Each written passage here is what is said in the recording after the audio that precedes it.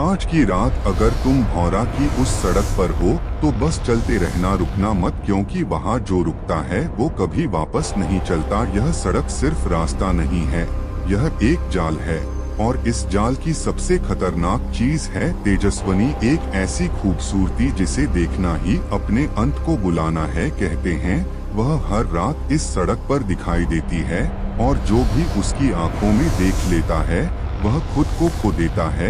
उस रात करण अपनी कार में अकेला उसी सड़क से गुजर रहा था। उसे जल्दी घर पहुंचना था, लेकिन जैसे ही उसने उस इलाके में कदम रखा उसे महसूस हुआ कि कुछ गलत है। हवा बंद थी, पेड़ बिल्कुल स्थिर थे, और उसकी कार के अंदर एक अजीब सा दबाव महसूस हो रहा था, जैसे कोई अदृश्य चीज उसके बहुत करीब आ गई हो। उसने रेडियो चालू करने की कोशिश की, लेकिन उसमें से सिर्फ धीमी फुसफुसाहट सुनाई देने लगी, जैसे कोई उसका नाम ले रहा हो। करण ने घबराकर रेडियो बंद किया, लेकिन आवाज बंद नहीं हुई, वह अब भी उसके कानों के अंदर गूंज रही थी। उसने स्पीड बढ़ाने की कोशिश की, लेकिन कार भारी लगने लगी, जैसे कोई उसे पीछे खींच रहा हो। तभी अचानक उसकी हेडलाइट के सामने कुछ आया, और उसने जोर से ब्रेक लगाया। कार रुक गई, और उसकी सांसें तेज हो गईं। सामने सड़क के बीचों बीच एक लड़की खड़ी थी, लाल साड़ी में। उसके लंबे बाल उसके चेहरे के आसपास धीरे धीरे हिल रहे थे,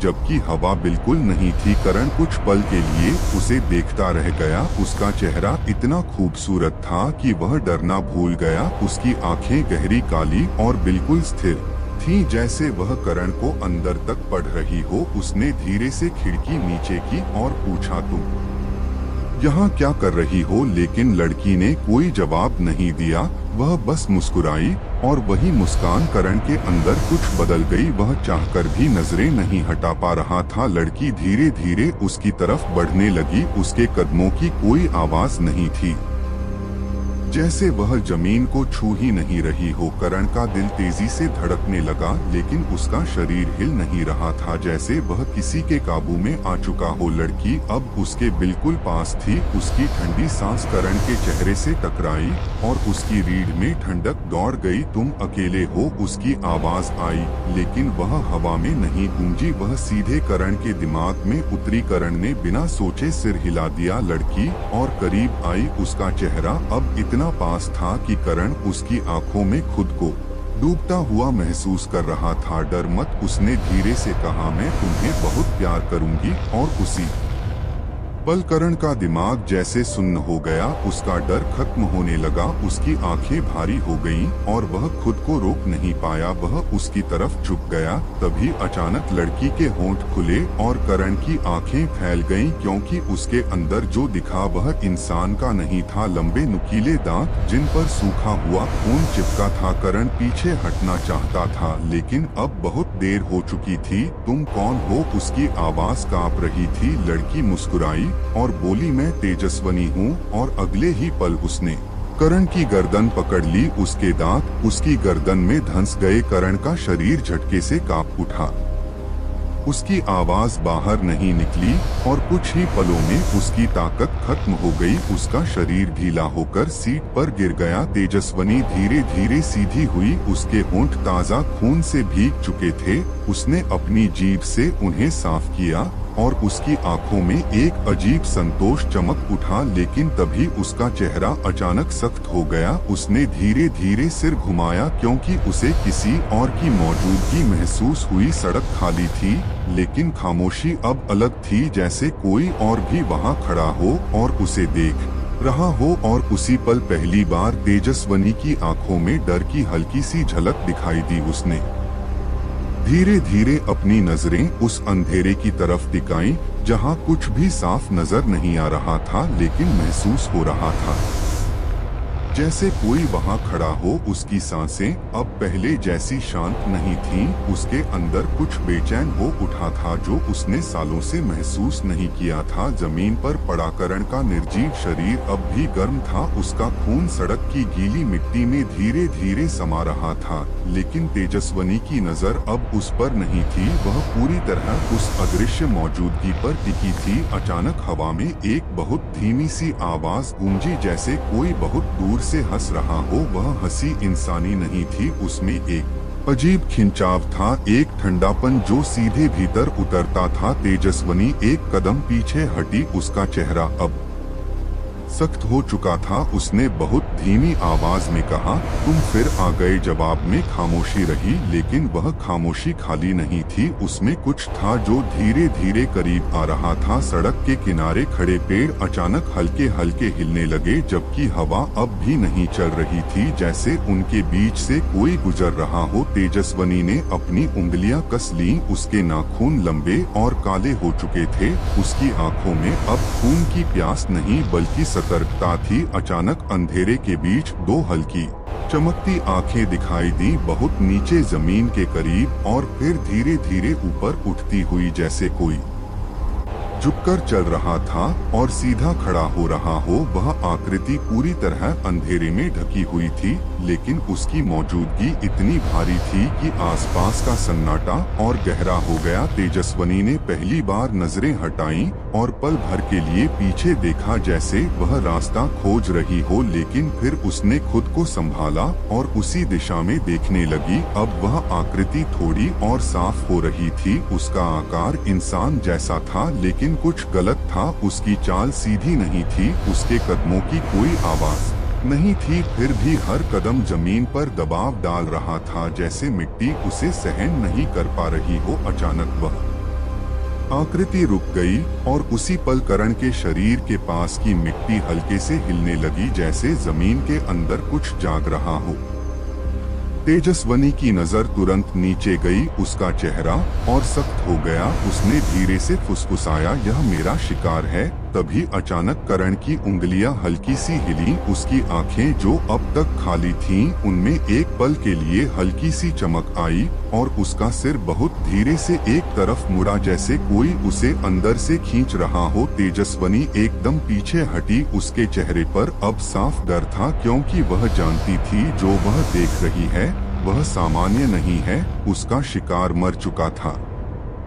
अब साफ डर था, क्योंकि वह जानती थी जो वह देख रही है वह सामान्य नहीं है। उसका शिकार मर चुका था, लेकिन कुछ उसे वापस खींच रहा था। उसी पल वह अंधेरी आकृति एक कदम और आगे बढ़ी और उसकी आंखों की चमक और तेज हो गई। अब वह बहुत करीब था, इतना करीब कि उसकी सांस की ठंडक हवा में महसूस हो रही थी। और फिर पहली बार उसकी आवाज आई, बहुत धीमी, बहुत गहरी और सीधे अंदर उतरती हुई। उसने कहा, तुम हमेशा जल्दी कर देती हो। तेजस्वनी की आंखें सिकुड़ गईं। उसने जवाब नहीं दिया, लेकिन उसका शरीर अब पूरी तरह सतर्क था। सड़क अब पहले जैसी नहीं रही थी, वह जगह अब किसी और चीज के नियंत्रण में जा रही थी।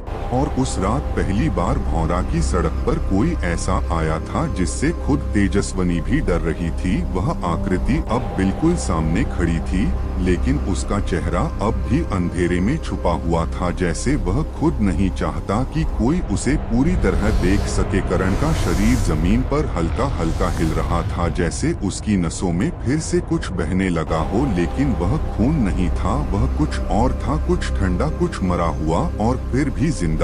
तेजस्वनी ने धीरे से एक कदम आगे बढ़ाया। उसकी आंखों में अब डर के साथ गुस्सा भी था। उसने धीमी लेकिन सख्त आवाज में कहा, यह मेरा इलाका है। लेकिन सामने खड़ी चीज ने कोई जवाब नहीं दिया, बस उसकी चमकती आंखें और गहरी हो गईं। और उसी पल करण का शरीर झटके से ऊपर उठा, जैसे किसी ने उसे नीचे से धक्का दिया हो। उसका सिर एकदम सीधा हो गया, उसकी आंखें पूरी तरह खुल गईं, लेकिन उनमें अब कोई इंसानी भाव नहीं था, सिर्फ एक खालीपन। और उस खालीपन के पीछे छुपा हुआ कुछ बहुत गहरा अंधेरा। तेजस्वनी एक पल के लिए रुकी, उसने महसूस किया कि यह अब उसका शिकार नहीं रहा, यह किसी और का बन चुका है। अचानक करण के होंठ हिले, और एक टूटी हुई आवाज निकली जो उसकी अपनी नहीं थी। वह आवाज दो हिस्सों में बंटी हुई थी, जैसे दो लोग एक साथ बोल रहे हों। उसने धीरे से कहा, देर हो गई, और उसी पल उसकी गर्दन एक अजीब कोण में मुड़ गई। हड्डियों के टूटने की हल्की सी आवाज आई, लेकिन वह दर्द में नहीं था, वह मुस्कुरा रहा था। उसकी मुस्कान पूरी तरह अस्वाभाविक थी, जैसे किसी ने चेहरे पर खींचकर बना दी हो। तेजस्वनी अब पीछे हट चुकी थी, उसका शरीर पूरी तरह सतर्क था। उसने महसूस किया कि हवा अब चलने लगी है, लेकिन यह हवा सामान्य नहीं थी। इसमें एक सड़ांध थी, एक पुरानी गंध, जैसे बहुत पुराने खून की। अचानक वह अंधेरी आकृति करण के बिल्कुल पास आ गई, बिना किसी आवाज के, और धीरे से झुककर उसके कान के पास कुछ फुसफुसाई। करण का शरीर तुरंत शांत हो गया, और फिर बहुत धीरे से वह जमीन से ऊपर उठने लगा, जैसे गुरुत्वाकर्षण उस पर काम ही नहीं कर रहा हो। तेजस्वनी की आंखें फैल गईं, उसने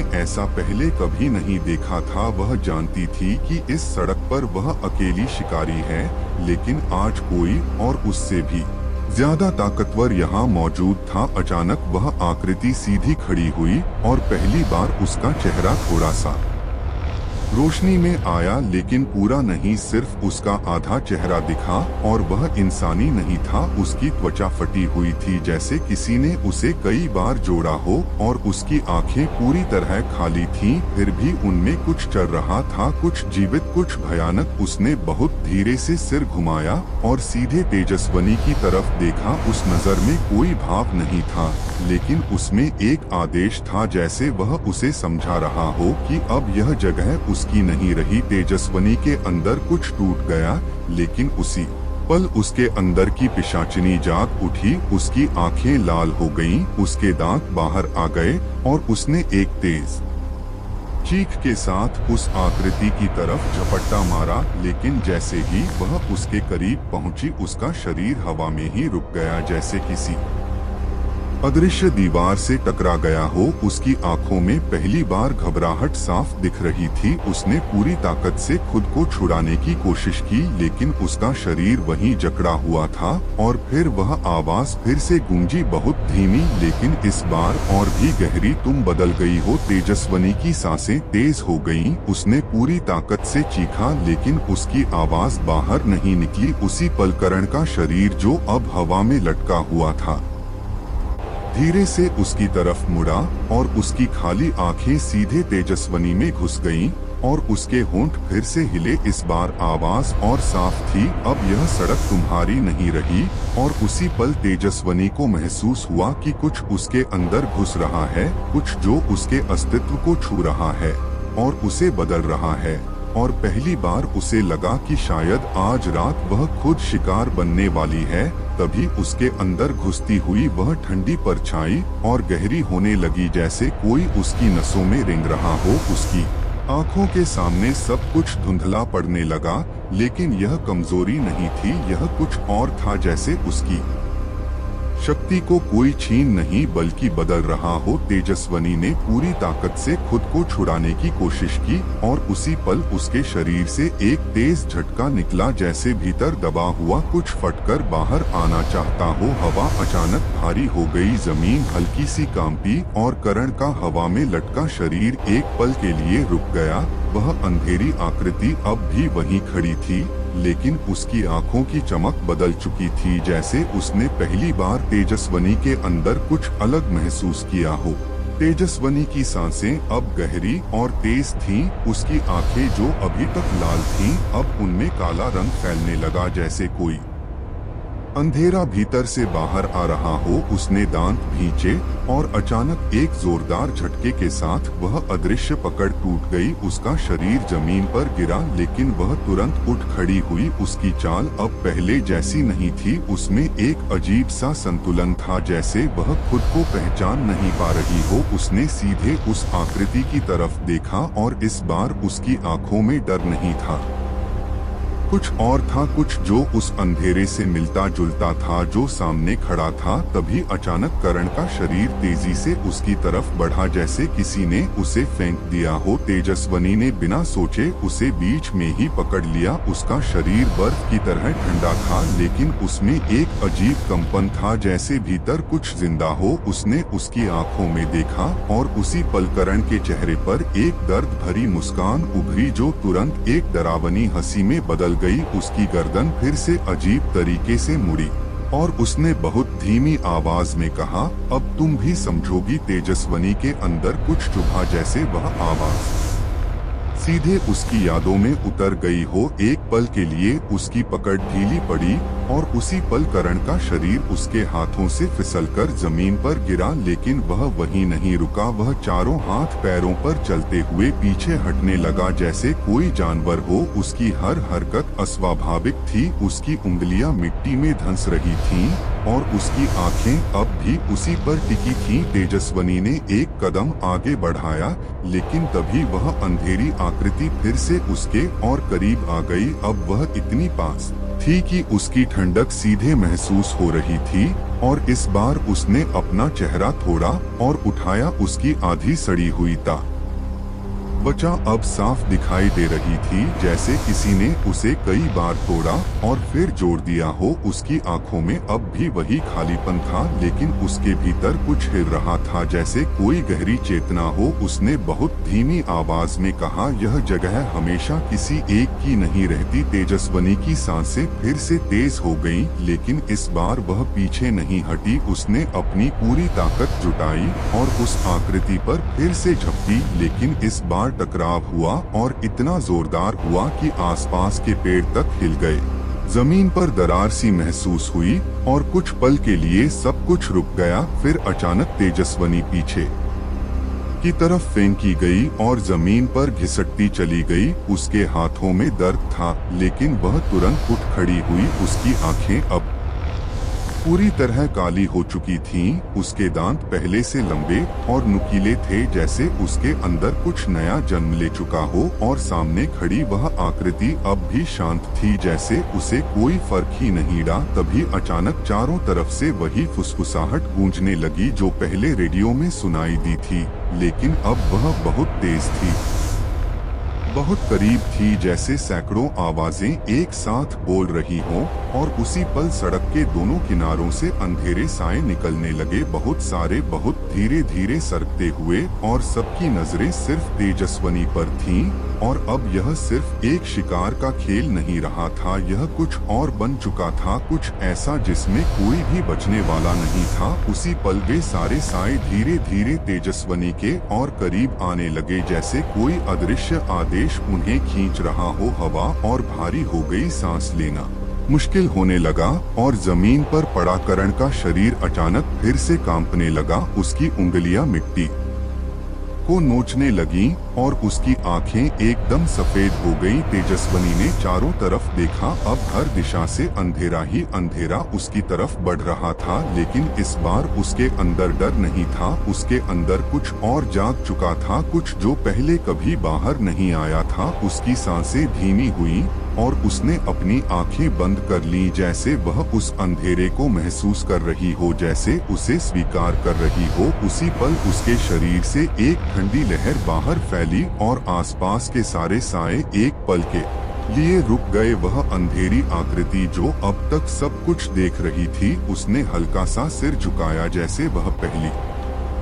बार उसे समझने की कोशिश कर रही हो। तेजस्वनी ने धीरे से अपनी आंखें खोली और इस बार उसकी नजरें अलग थीं। उनमें इंसानियत का कोई निशान नहीं था, सिर्फ एक गहरा स्थिर अंधेरा था। उसने बिना कुछ कहे एक कदम आगे बढ़ाया और जैसे ही उसका पैर जमीन पर पड़ा, आसपास के साए पीछे हटने लगे, जैसे वे उससे डरने लगे हों। करण का शरीर जो अब तक तड़प रहा था, अचानक शांत हो गया और उसकी आंखें फिर से उसी पर टिक गईं, लेकिन इस बार उनमें आदेश नहीं था, बल्कि डर था, वही डर जो कभी उसके शिकार की आंखों में होता था। तेजस्वनी उसके पास गई और धीरे से उसके सामने झुकी। उसका चेहरा अब शांत था, लेकिन उसकी मुस्कान और भी खतरनाक हो चुकी थी। उसने बहुत धीमी आवाज में कहा, अब तुम समझोगे। और अगले ही पल उसने करण के सिर को अपने हाथों में पकड़ लिया। उसकी पकड़ इतनी मजबूत थी